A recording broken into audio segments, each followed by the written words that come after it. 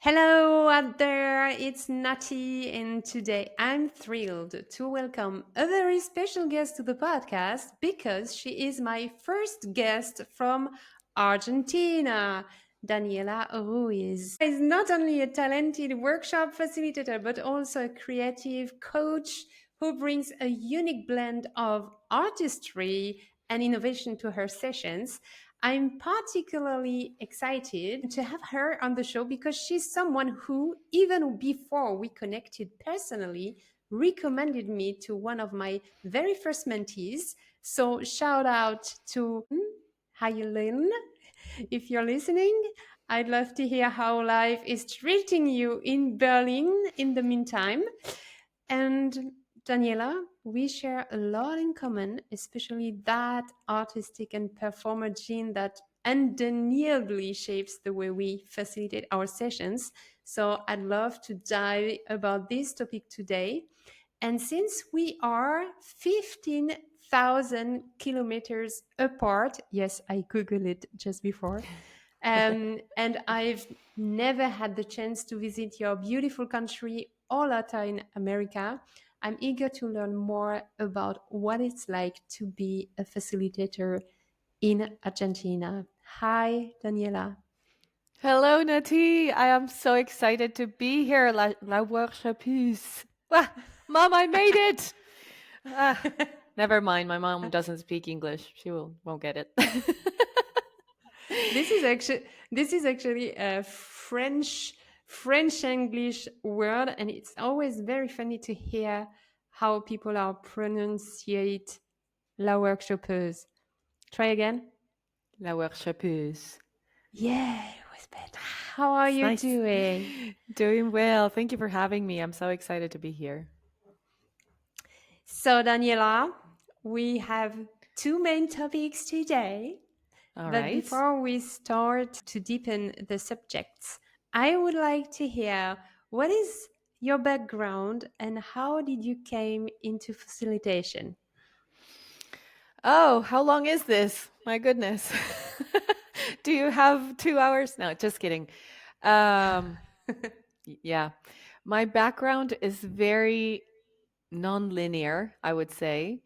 Mhm. And because of that, some people call it being a multi-potentialite, where you have many interests and many different talents that you explore normally throughout your life, but also at the same time. And so this has kind of shaped my life and my career. And also, the other thing that has shaped my career is that I moved countries. From a very young age, I had this dream of like living in different cultures and interacting with different cultures. So I'm originally from Buenos Aires, Argentina, born and raised. And then as soon as I could, I moved to Europe and I lived in Madrid for a while. So that was like one chapter of my life. I was young and single and I just started in the professional world. And when I was there, I did all kinds of different jobs, but then I ended up working in a corporate environment in like a big international headhunter. Uh, and so that's when I became like interested in the corporate world. Then I went to work on a cruise ship because why not, right? this Haha, this dream is cool. this dream of being an artist was always there. So I always had like my 9 to 5 job and then my artistic life, which would happen normally in the evenings. And so then I went to work on the cruise ship. And then when I was working on the cruise ship, I met the person who was then going to be my husband. And he was from the US. So I ended up getting married and moving to the US. And I lived in Austin, Texas for 8 years. So again, it was like immigrating again, getting used to another culture, starting over. And so in those processes, I would just take whatever jobs I could, essentially. And then I became a mother, and that also shaped the types of jobs that I was willing to do or accept or even create. And then when my kids were a little bit, they were still kids, but I decided I wanted to raise them in Argentina. So 7 years ago today, to this date, I moved Oh, back to nice. Argentina. Um, And so, again, another migration, another starting over. When I did that was when I joined the world of tech. I didn't even know I was doing that. It was just something that kind of happened because I remember when I came here, people would ask me, okay, what kind of job are you looking for? And that was such a hard question for me to answer because I had done so many things in so many different industries that it was always very hard for me to define myself and say, this is what I am, this is what I do. I've always done all kinds of different things. And as I said, at the same time, I had my artistic life like on the side. Then, when the pandemic hit, I was working at a tech company, in a visual collaboration board. I was teaching people how to use this. And before I knew it, I was part of my job was facilitating online. And I realized that this was something I had done previously in person. I had done workshops, I had created curriculums, I had created train the trainer programs. I just didn't know that was facilitation. It wasn't Mm-hmm. called that at the time, when I was doing it. But then when I look back and I kind of connect the dots, I had been doing it for a while. And now I was learning to do it online as well. And I found that when I'm facilitating, I can finally kind of merge all the skills that Everything I together. learned from all those different experiences in the professional world, all the different hats that I wore, plus all of my artistic experience. It also comes in so handy. So I could finally be myself at doing something that had an impact, and it was a positive one. And so it wasn't until like 2021 or so that I realized, hold on, this is actually something. This is a career. I could be this, not just do it as part of another job. And this is how I came into facilitation. It was kind of a an unfolding. It's not something that I searched for, but it kind of fell on my lap in that way. This is so funny because we have so much also in the milestones now. I realize because this is in 2021 that I decided also to make the things I love the most, this facilitation work. So we have really a lot in common. And I would like to deepen the fact that being a performer or having a kind of artistic part of yourself. You are a singer, you are an actor, you are a stand up comedian. I've been on stage for 15 years, almost every 2 weekends with my band. And I would like to deepen how do you think this artistic background shapes your facilitation skills? Um, well, I I know that they say that to be a facilitator, you don't have to be the hero, you have to be the Absolutely. guide, which is Mm-hmm. true. However, you still need to command the attention in a way. You have to be able to, uh, and also to get people on board, whatever it is that you're coming in with and that you're proposing. And I, I enjoy that attention. Like I know how to do it. This is true. You have to be in front of a room. It doesn't matter who's there, if it's CEOs or C-level executives or whomever. And so it takes a certain kind of person to be able to stand in front of that room. Some people get really nervous before facilitating. And to me, this is thrilling. This is something I really enjoy. It lights me up. Yeah. Um, and so that's one thing, commanding the attention and do it in a way that feels natural and comfortable for all parties involved. Um, that certain charm that you may have when you're commanding that attention. And then also, I think one very important skill is the ability to read the room. As a Mm-hmm. comedian, I have to do that all the time and understand if a joke is landing or not, or if I need to pivot and try something different, which is the same that I get to do in workshops, right? You have an idea, you have a plan, of these are the activities that we're going to do. But then you have to be really in the moment to see how that's landing or not, and be able to pivot if needed. And that uh, also that ability to improvise and kind of change something on the spot and go with the flow and try something different. I think that also comes from my theater background. Yeah. So I would say those are the most important skills that I can pinpoint. I know there are many others kind of embedded that I take for granted because they feel natural to me. Um, and in my particular case, I also try to always bring humor. Uh, it's not that I try to, like, I cannot help it. This is something that I do not, this is how I communicate. And I think, I believe humor to be really important because it it helps alleviate some of the tension, like release some of that tension, bring some levity and some fun into the hard topics that we are dealing with sometimes in workshops. As a facilitator, you are letting things emerge, and people to put things on the table that maybe they don't do on a daily basis, the pain points, the things that are not working. And so it can be really tense at times. So having that skill of humor to bring in as well, and to bring some levity and some fun into those conversations, I think really helps the flow of the workshops. Yeah. It don't mean you need to have humor or you need to be a performer to be a facilitator. But Oh, when you have it, this is a part of your facilitation style, right? correct. Yes.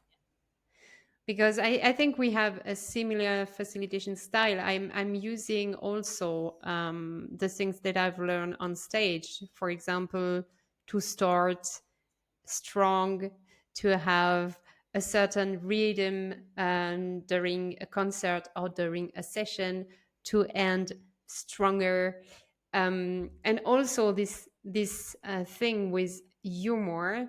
I can remember in a session last year where I was meeting some leaders, and I knew there are high tension in this room because they talked about turnover just a few minutes Mm. before my session was starting. And I also start my my first question was if anybody is allergic to pink, and this is something that stayed in my head because they really laugh about it. And with this kind of questions, and I was in pink, of course, you can let them breathe out. Okay, we Yes. change the mindset. And when you laugh, you release endorphins, and your brain is in a much better place to be creative and to be innovative. You cannot expect people to innovate if they're stressed out. So this ability to relax, and also to build a relationship with you, to build rapport, to feel that confidence that you know what you're doing, that this is a safe space, is very important for things to actually happen during the workshop. Yeah, I would love to see you facilitate because maybe I could see, sometimes you don't see yourself, Yes, yes, the presence that you have or not. And true. yeah. Hey guys, I have something to share with you. If you are someone regularly running remote sessions, recording video courses, or hosting webinars, this might be interesting for you. I'm excited to share that I'll be joining Said Sadouk's Facilitators Virtual Facilitation Masterclass, a 5-week journey to mastering essential tools and techniques that will turn your remote sessions into dynamic and immersive experiences. My personal goal is to master OBS and also Stream Deck. OBS because this is a free tool and I would love to replace some of the paid tools I currently rely on. And I'm also recording video courses for facilitators, but also for my corporate clients that I would like to make more professional. If this sounds interesting to you, check out Said Sadouk homepage and consider joining. It starts next week on the 26th or 29th of August, depending on your time zone. So make sure to secure your seat and maybe we'll see us there. One thing's for sure, it's going to be a lot of fun while we are learning. So, you are living in Argentina, Yes. far away from here. I mean, Hmm. it's 8 o'clock in the evening for me. What time is it in your time It's zone? 9 a.m. In the morning. in the So, morning. yeah. And I'm not such in connection with facilitators from this part of the planet. Hmm. Even if I know that I have, for some reason, a lot of listeners in Latin America. So Nice. I would like to hear from you. Are there strong communities of facilitators in Argentina, or how do you and your peers connect and support each other locally?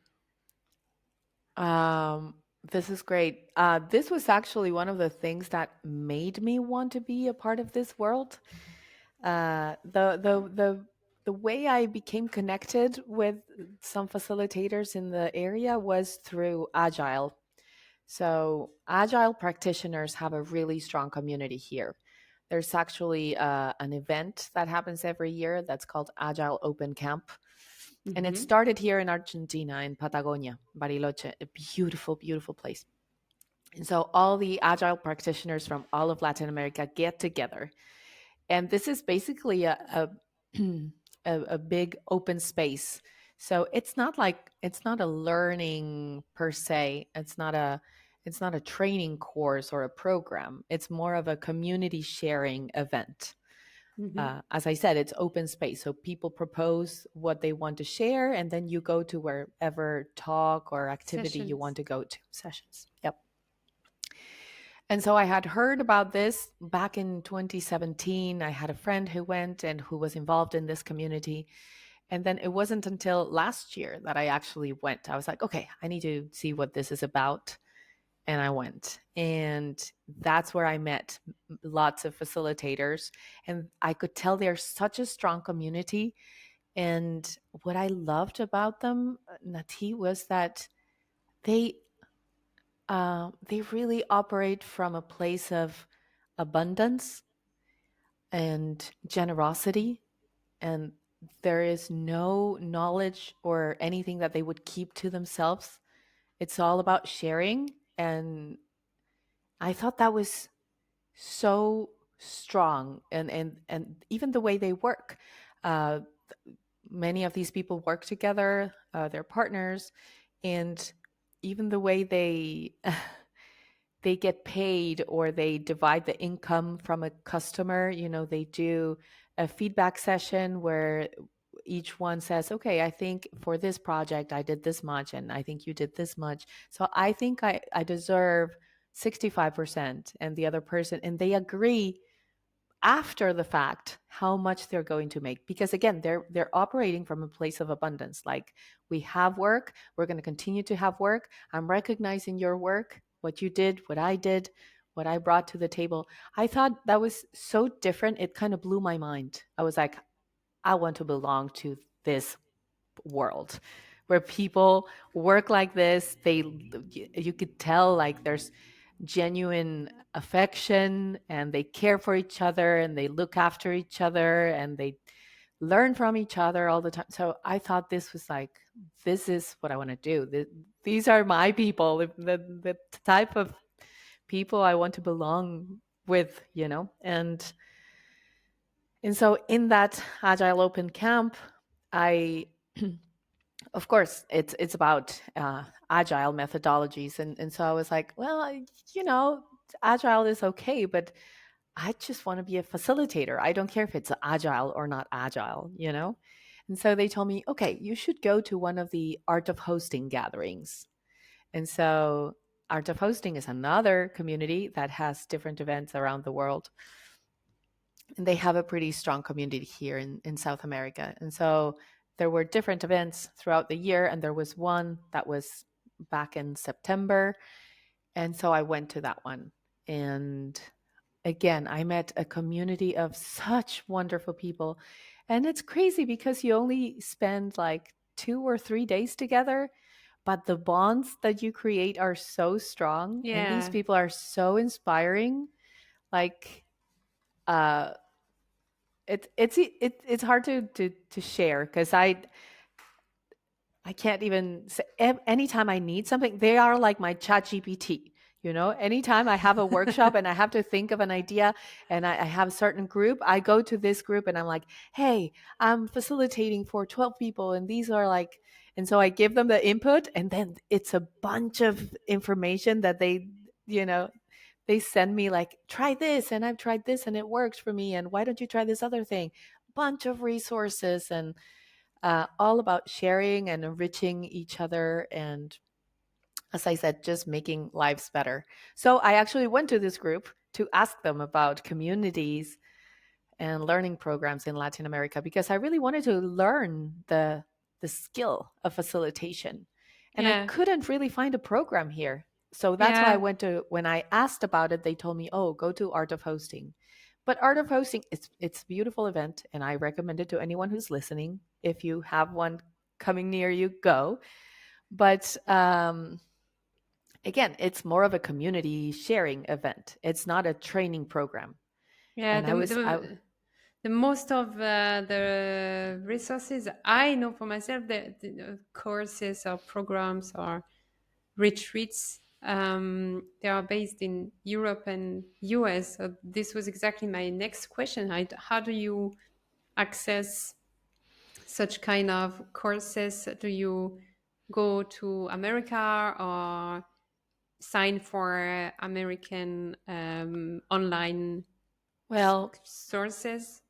I'm glad you asked me that because this is something I've been noticing and I'm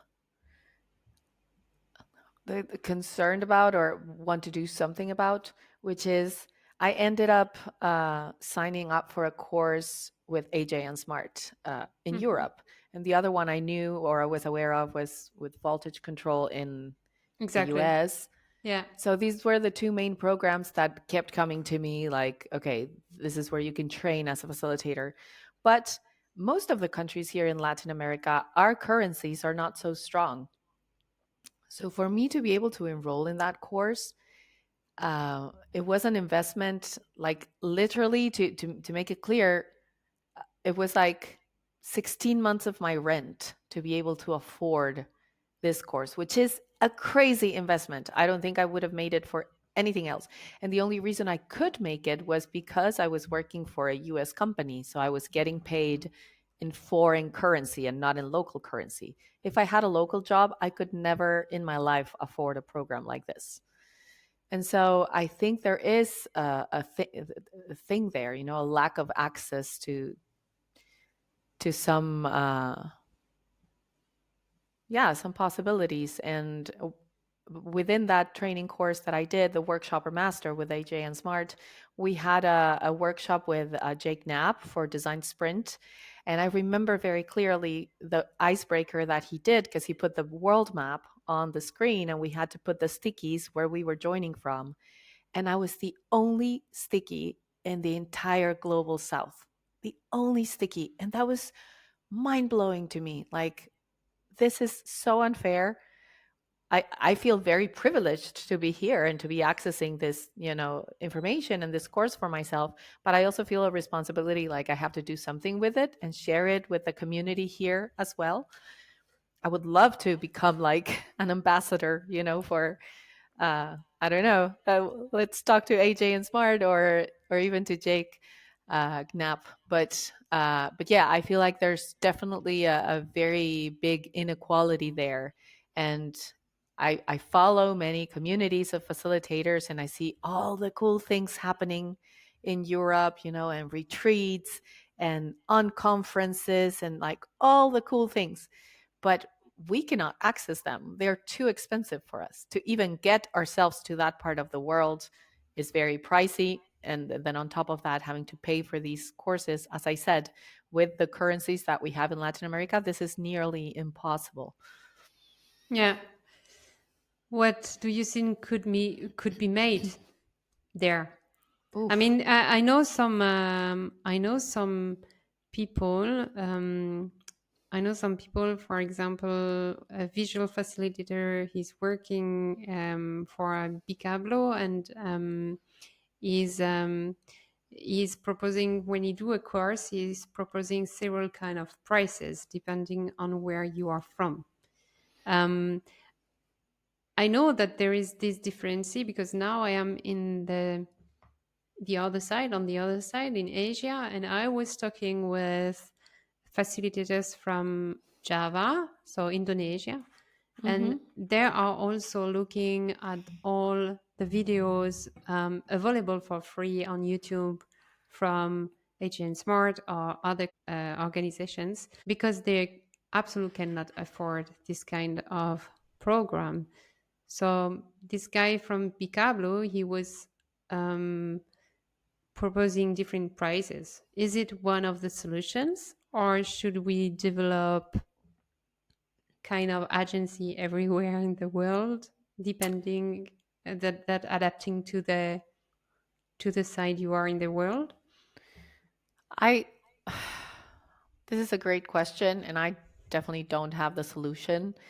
I think there are some initiatives that we could take as having a sliding scale, like you say, depending on where you're coming from. Another thing that at the time I proposed to AJ and Smart, but unfortunately they didn't go with my idea, was to let me do, because they claim that with your first customer you're going to be able to pay for the course. And so I said, why don't we make an agreement where I can do the course for free? And with my first customer, I pay you the course in full. No promotions, nothing. So I end up paying more for the course as soon as I get my first customer. So that would be a way that they can make it accessible for people like me. And then also, it's like a guarantee that it's going to work, that you're going to get that first customer and make that money that they're telling you you're going to make. I used to work for a boot camp that had that business model where Mm-hmm. people did not have to pay. And then when they got a job, they would start paying you back. And so that allowed people from developing countries to access this type of education. So I think that kind of model could work. And I'm not saying you have to sustain your business like that. You're still going to sustain your business with people from Europe, with people from the US or developed countries, but you could make it accessible for people in other parts of the world as well. I think that would be a great solution now that I'm saying it out loud. uh, and all, I can see, of course, the difficulty when you're proposing coaching a course or whatever. You are proposing and giving the keys to success, but you cannot be sure that the person who is taking your course will apply. So I can understand that it might be difficult, since when you are giving a facilitation and a workshop, a master course, to be sure that the person will get the first client, because if she is or he is not doing the work, I try to have the other perspective, to I understand understand what you're why they saying. cannot. Because for example, I'm mentoring a lot of people, but they need to do, I'm here as a guide also, and they need to find their own They way. need to So do their work. I cannot guarantee, and I can guarantee that I give all the tools, but I cannot guarantee that the person Yeah. will do the work. So I think I can understand it's difficult, but maybe to But two have things there. I'm not saying you as an independent, yeah, yeah, yeah, I facilitator know. trying to do your small business to do this, to have this type of model. I'm not saying that. I'm saying the big companies, who are making thousands and thousands and thousands of dollars, who can afford to have a percentage of their student base be like this. If they're committed with the outcome and Yeah. they're committed with the cause of making it accessible worldwide, then you know you could take it as a sunk cost, if even if they didn't succeed, but you're invested in their success too because you want to get paid. So you could also think about admissions and make sure that you're admitting people into the program that have the skills they need to succeed later. Absolutely. So there are Hmm. different things that you can do. Again, I'm not talking about the small business owner who's really counting on every dollar of every person that they help, but I'm talking about the larger um, programs or training courses that could afford to have just a percentage of their student base be global. Yeah. And would it does it make sense also to propose different kind of prices depending on the area you are? It would. That's tricky though, because how much you are willing to invest in your education is not only determined by where you live, but there are so many factors. We all want to pay as little as possible normally, Yeah. Yeah. no matter where we live. So if you have that, of course it helps. But I think this other type of model could really help, or also train people and have them be ambassadors in different parts of the world, where I could have my license to like a franchise type thing, Yeah. to True. teach the AJ and Smart course here locally in local currency in the local language as well, in Spanish in this case. So I think there are things to be done. We just have to care, and people have to care to make this a worthy cause that companies will be invested in. Maybe you Yeah. can have companies like sponsor people. Yeah. Absolutely. I'm just thinking of myself. Of course, it's not the same. I'm a freelance, so it's different. But I know, Yeah, for example, for myself, that if I have a workshop with a big corporate in Europe and a workshop in a corporate in Asia, in a country which has not a high currency, I will price definitely differently. So yeah. this is my way of working. Yeah. And how do you get clients? And through this course that you make, do you have better access to international customers? That is the hope. This is why I enrolled in this program, because I wanted to access not only the training in itself, but more so the network. So connect with other, and I think it, in some ways, it has paid off. I'm here with you today, and I think some of these things have had to do with me doing that course and connecting with people in the facilitator community, the international facilitation community. And so in that way, it has helped my personal brand, if you will, and my LinkedIn and whatever. So far, I haven't gotten any international customers or any clients. I haven't gone after them yet, also, but it helps, but it's not a guarantee. I, Yeah. I I don't know if I have to answer that question. I cannot give you a recipe to get international clients. I use my LinkedIn a lot, and like I post in English. I try to post about my work there, and I've had people reach out to me and tell me like, if I had to facilitate a workshop, I would definitely come to you because, you seem very professional and this and that and the other. But I haven't had actually a client reach out to me just yet. Okay. That's what So I'm hoping just for. yeah, continue on LinkedIn. From my experience, I'm very active on LinkedIn since 2 years. I'm teaching my student how to use LinkedIn because this is where I get my clients, Hmm. and not only directly companies but also people who recommend you. Yeah. So if people are aware about you, so LinkedIn is here to make people aware about you. They are not buying on LinkedIn, but they are getting aware. And then when you are a specialist or someone who is speaking English, speaking Spanish, or for myself, speaking French, German, and English, they get aware about you. So post the most you can, Yeah. and also And join some other communities which are free. I mean, AJ Smart has also a free community called Facilitator Club, and there is a lot of great exchange there. Beta has a great free community. Yes.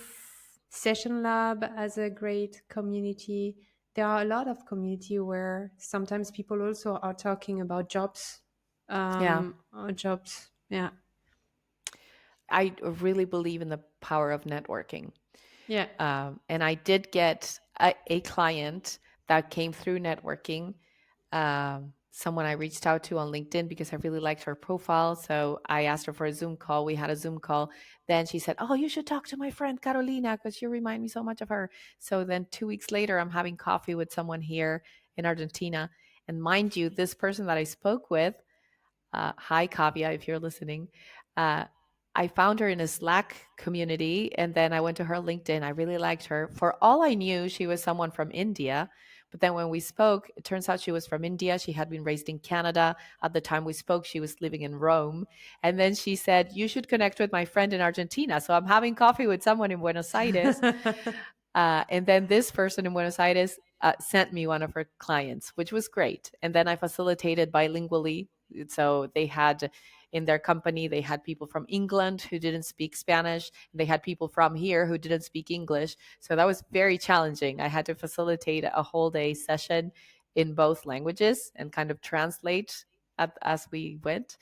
Um, so I do believe in the power of networking, and I do that on LinkedIn. I'm not on LinkedIn selling services, or not yet, but I'm really there to connect with people. And this is why we're here, and this is why I recommended Ashelin to go to you. Um, so I think eventually that is how you get your international clients as well. But it comes from a place of, like, to me, at least, your personal brand or whatever you post on LinkedIn, it has to come from a place that is authentic, that is really Absolutely. who you are and what you're trying to put Absolutely. out there. Yeah. And this is why you need to work before you set any profile on do I want to do for who do I want to serve, and why me. And this is the key to position yourself and to attract people. Yeah, So, my dear Daniela, got your speaker badge a I few did. days ago. I did. So exciting. Congratulations. What was the topic? Thank you. Well, they actually, again, the power of networking, because someone from LinkedIn recommended me for that gig. So that Ha. was, again, LinkedIn working. Um, they called me as a speaker. The person who recommended me is someone who does uh, conferences about humor and using humor at work and the skill of humor and whatnot. So in this case, when the people from the conference came to me, they also wanted me to facilitate an activity because they knew I was a facilitator and a coach, and it was the last day of the conference, so it was something to kind of wrap things up. So I did a little bit of both. I did a talk about humor, why using humor, and then that was kind of the segue to facilitate an activity that invited people to use humor to gather their learnings from the conference. It was great. It was a blast. This is something you really like, right? Yes. Can you So, tell? Argentina, if you need a speaker talking about collaboration, facilitation, humor, or if you need a facilitator, contact Daniela Not only Ruiz. Argentina, eh? I can No, travel. yeah, My yes, passport of is up to date. I have three true. passports, actually. True. I had in mind your speak in front of an audience. This is why. But of course, if you need a great facilitator talking English and Spanish, having a huge experience to own the room and knowing how to capture an audience, contact Daniela. All the information are in the show notes. Thank you so much, Daniela. It was Thank so you, nice. Nancy. That sounded like an infomercial at the end. Call now for a Cool. free session on agile methodologies. Yeah. Maybe we should prepare something. Okay, people, maybe we will prepare something, an online Maybe. session with two pink ladies. We will talk about it. And until Let's do then, that. thank you so much, Daniela. Thank you. Merci. Bye bye. Bye, everyone.